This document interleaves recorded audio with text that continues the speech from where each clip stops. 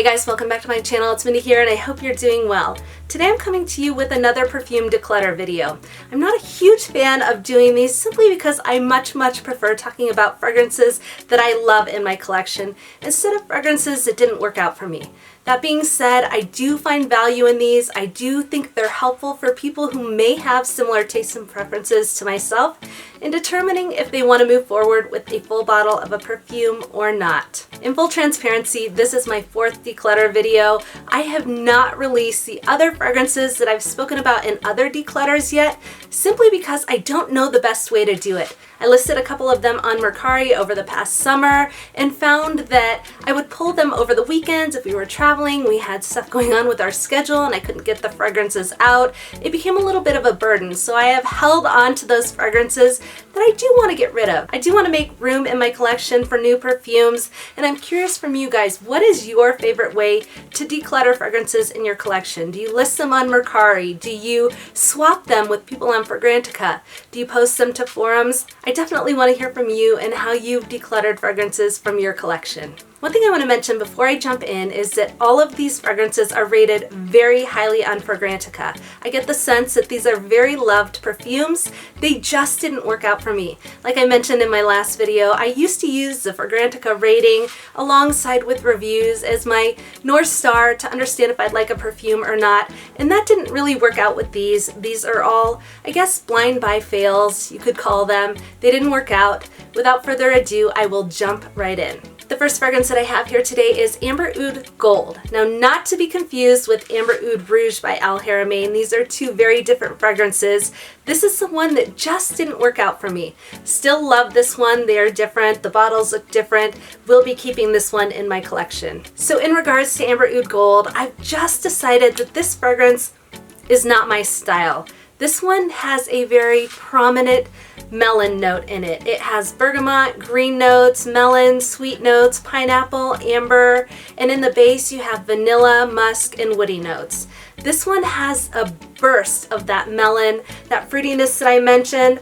There's a little bit of an ozonic quality to this, a little bit of an aquatic quality to it, and while I like the scent profile, it just doesn't work out on my skin. When you press your nose to this one, the fruitiness is almost too sharp for me. When you stand back from it and you catch the sillage, I do prefer it quite a bit more. This is the kind of fragrance that I actually think I might prefer on a man. Now, I find it to be probably unisex, maybe a little bit masculine leaning, but it seems like most people that ranked this on Fragrantica feel like it's right down the middle or feminine leaning. I mentioned back when I first hauled this fragrance that it had kind of an addictive quality, and I still sort of feel that way. I don't know if it's the vanilla, the musk, the woodsy notes in here. It definitely ropes you in. It causes some intrigue. It made me want to sniff it over and over again. But again, this one just didn't quite work on my skin the way I would want a fragrance to. Another quick call out on this one is that it is highly rated on Fragrantica. This one carries a 4.31 rating with over 500 votes. That signals to me that a lot of people really love this fragrance, and while I don't love wearing it on myself, I do think it's a type of fragrance I'd love to smell on someone else. This is Amber Oud Gold by Haramain. Next on my list is Orasima by Lapidus, and this is another one that I purchased simply because of Fragrantica reviews and ratings. This is one that I didn't really know about. It wasn't really on my radar. I had heard people compare it to Est Belle, and that definitely sparked some curiosity. Looking at the Fragrantica rating, this one is around a 4.16. I don't know how many views it has, but it seems to be a pretty decent rating. When you look down Fragrantica reviews, a lot of people really enjoy this fragrance. This is a very pleasant smell. It is classified as a chypre floral, and it has a nice fruity, sweet, caramelic scent to it. This feels like a classy perfume to me, and again, it's kind of in that realm of Est Belle by Lancome. My issue with this one is that it seems to have a prominent peach note. The notes in this fragrance are peach, bamboo leaf, grapefruit in the top. In the mid, you have iris, orange blossom, and peony. And then in the base, you find caramel, patchouli, and musk. What I find with this one is that the floral notes, the orange blossom, iris, and peony, feel to be a little bit at odds with the gourmand notes that are in here. The peach, the grapefruit, the caramel. it just doesn't really work on my skin the way I'd like it to, and for that reason, I'm not really reaching for this one. I purchased this one because of the high rating on Fragrantica, the really strong reviews on this one, and the bonus came in the fact that this is a very inexpensive fragrance. So I thought it would be a win-win if I loved it, and if I didn't care for it all that much, it wasn't a great loss. It just simply didn't work out for me, I'm sad to say, but I do think other people may enjoy this one. This is Orasima by Ted Lapidus. Next up is a fragrance that is really hard to have on a list like this. This is Insolence by Guerlain. This is a fragrance that I find to be cold, but almost strikingly beautiful. This is a purple flower-centric fragrance. So in the notes you have violet, powdery notes, iris, and red berries. For me, the note that takes center stage here is absolutely that violet. This has a cool, sweet, powdery feel to it. Iris is one of the notes that's in here, and I love iris, but in this fragrance it is taking a back seat, and again, that violet is really taking center stage here. I don't have anything else like this in my collection, and this is quite a departure from the warm, cozy, comforting gourmands that I usually bring into my collection. I really did buy this because I was curious about it. It has a very high rating, around 4.14, with over 800 votes. I do know that this is a very loved fragrance, and I agree that it is a beautiful scent profile.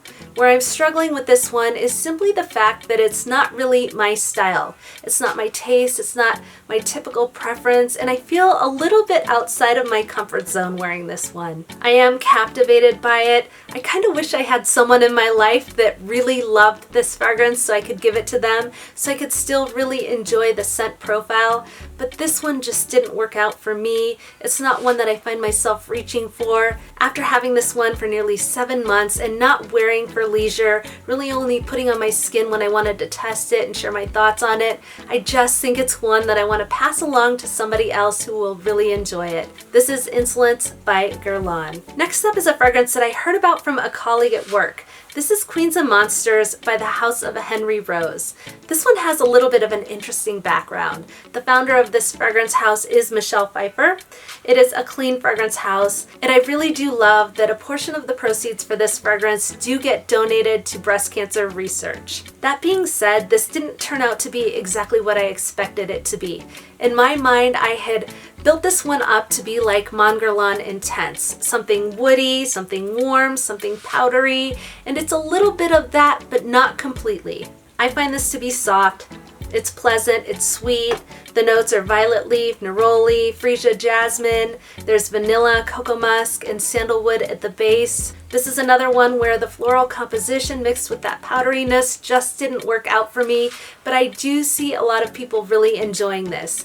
It's sort of reminiscent of an older Victoria's Secret fragrance that I had in my collection.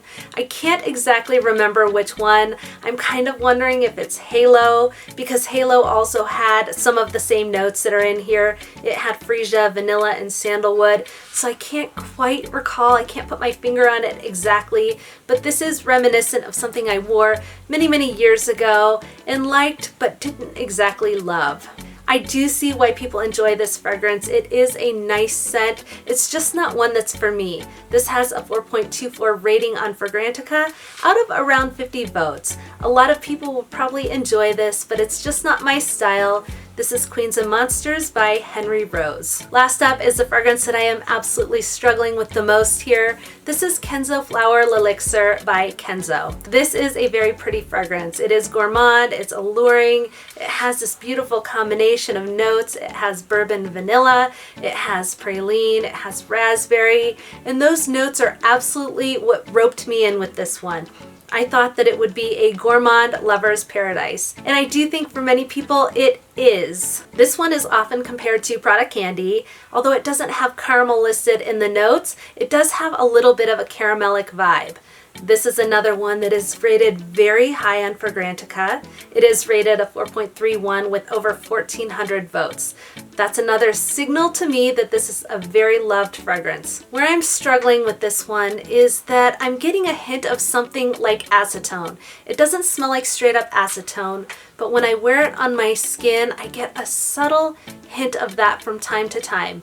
I don't think everyone picks that up, but in my mind, it's enough that I'm not reaching for it. It's really a shame that I feel that way with this one too, because when you read the reviews for this fragrance, the love for this one is just amazing. And I want to be able to love it the way other people do. The notes in this fragrance are raspberry and mandarin orange at the top. There's Bulgarian rose and orange blossom in the mid. And in the base is praline, bourbon, vanilla, and powdery notes. Again, you'd think the notes profile would be something I'd absolutely adore, but for me, it's just that acetone vibe that's so subtle, but it's there for me, and the powdery notes that just make it hard for me to love this one. I'm really struggling with this one because it is a pretty scent. I've tried it on my skin many times now, and while I do like it, I just haven't grown to love this fragrance. I think people that have similar tastes and preferences to me may like this one, they may not. So I definitely recommend trying this on your skin and seeing if you like it. I do think a lot of gourmand lovers appreciate this one,